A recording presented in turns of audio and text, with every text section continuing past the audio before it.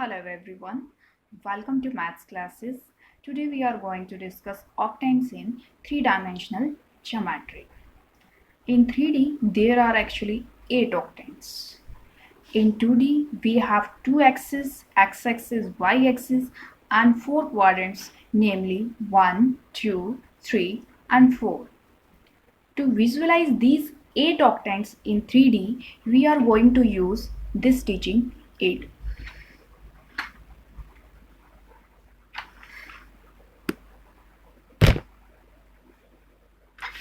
So we are having 3 axes, namely x-axis, y-axis, z-axis, and these are mutually orthogonal.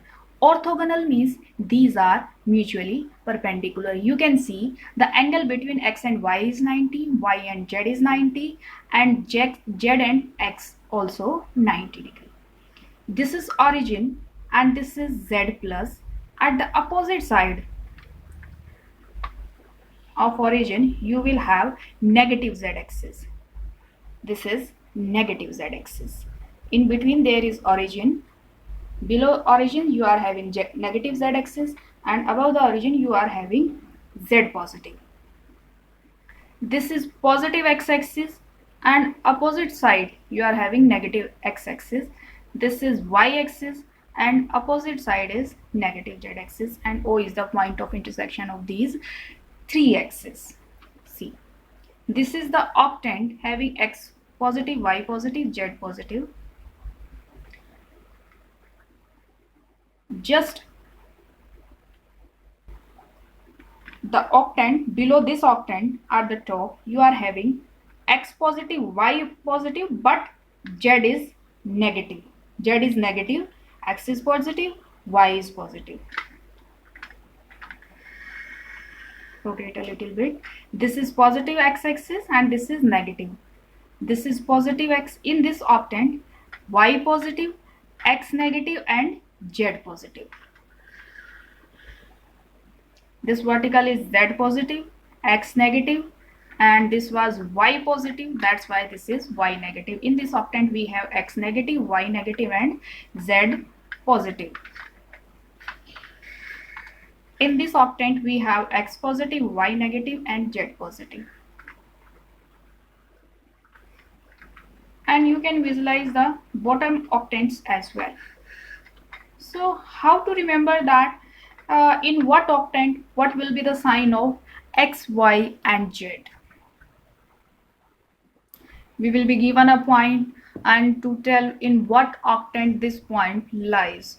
So we must know the signs of x, y and z axis in all the octants. There are 8 octants: 1, 2, 3, 4, 5, 6, 7, 8. First mark these, and at the top I have written x axis, y, z, x, y, z. Okay. So in the first 4 quadrants, z is always positive sign. Positive sign, so that we can write down very fastly. So you can think that is a trick. In the first 4 quadrants z is positive, in the next 4 quadrants z is always negative, and the remaining signs are just the same signs as in 2-dimensional geometry. In first quadrant x positive, y positive. In second quadrant x negative, y positive. Minus minus in the third and plus minus in the fourth quadrant. These are the signs of 2D, and in 3D z is having plus sign in the first 4 quadrants. You just remember, in the first 4 z is positive, in the next 4 z is negative, and put the signs of 2D in the remaining ones. Plus plus, minus plus, minus minus, plus minus, same as it is. Plus plus, minus plus, minus minus, plus minus. For example, you are asked in what octant this point lies. See, in 2D the point lies in the plane xy plane, x negative y plus plane, but in 3D if you are given this point 2, 5, 7, x positive, y positive, 7 positive, means this point will lie in this space. Imagine at the fingertip. If you mark this point here, means that is lying in xy plane, z is 0. You are wrong. Not in this plane, you can't mark in this plane. So somewhere in the space you have to mark this point. But whenever you mark this on the paper, which is actually 2D, you will mark somewhere in the plane, and actually it is lying in the space. Okay, so here in this point, x positive, y positive, z positive, that is first octant. X, some point b is there, -257, tally the symbols. Second point, second octant actually. And the third point, -2, -5, -7, all are negative. No, it's lying here in the seventh octant.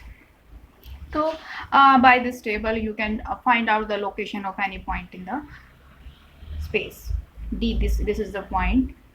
1 -57, 1 -57, x and z positive. This is the fourth octant. So this point lies in the fourth octant. So this way you can tell the location of a point in 3D. This is it for today. Thank you.